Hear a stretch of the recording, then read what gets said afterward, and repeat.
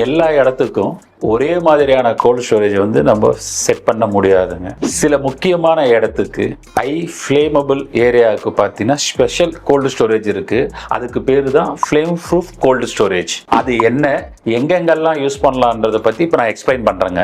என் பேர் Siva Settu, cold storage manufacturer expert. Flame proof cold storage எங்கெங்கெல்லாம் use பண்ணுவாங்கன்னா chemical factories, pharmaceutical companies, oil and gas, சில food processing sector, manufacturing like battery manufacturing and electronic manufacturing. இந்த மாதிரி highly sensitive ஏரியாவில் flame proof cold storage use பண்ணுவாங்க. இப்போ regular gold ஸ்டோரேஜுக்கும் இந்த gold ஸ்டோரேஜுக்கு என்ன டிஃபரெண்ட்ன்றது சொல்றாங்க. ஃப்ளேம் ப்ரூஃப் கோல்டு ஸ்டோரேஜ் பார்த்தீங்கன்னா உங்களுக்கு இன்சுலேஷன் பேனல் வந்து PIR யூஸ் பண்ணுவாங்க.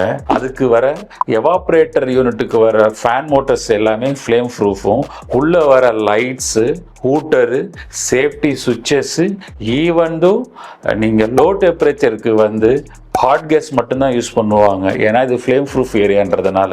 அது மட்டும் இல்லாமல் அந்த கோல்டு ஸ்டோரேஜுக்கு உள்ள வர அக்சசரிஸ் எதுவாக இருந்தாலும் ஃப்ளேம் ப்ரூஃப் மட்டும்தான் யூஸ் பண்ணுவோம், எலக்ட்ரிக்கல் ஒயர்ஸ் இன்க்ளூடிங். இந்த ஸ்பெஷல் ப்ராடக்டை யூஸ் பண்ணுறதுனால நம்ம கோல்ட் ரூம் சேஃப் அண்ட் செக்யூராகவும் இருக்கும். இன்கேஸ் ஏதாவது நடந்தாலும் அதை வந்து நம்ம ஈஸியாக வித்தின் டைம்குள்ளே ஹேண்டில் பண்ண முடியும். இந்த ஸ்டோரேஜ் எல்லா இடத்துக்கும் செட் ஆகுமானா ஆகாது. Highly flammable manufacturing R storage ஏரியாவுக்கு மட்டும்தான் இது ரெக்கமெண்டடு. உங்களுக்கு ஃப்ளேம் ப்ரூஃப் கோல்டு ஸ்டோரேஜ் இன்ஸ்டாலேஷனோ அதோட டெக்னிக்கல் டீட்டெயில் வேணும்னா என்னை ரீச் அவுட் பண்ணுங்க.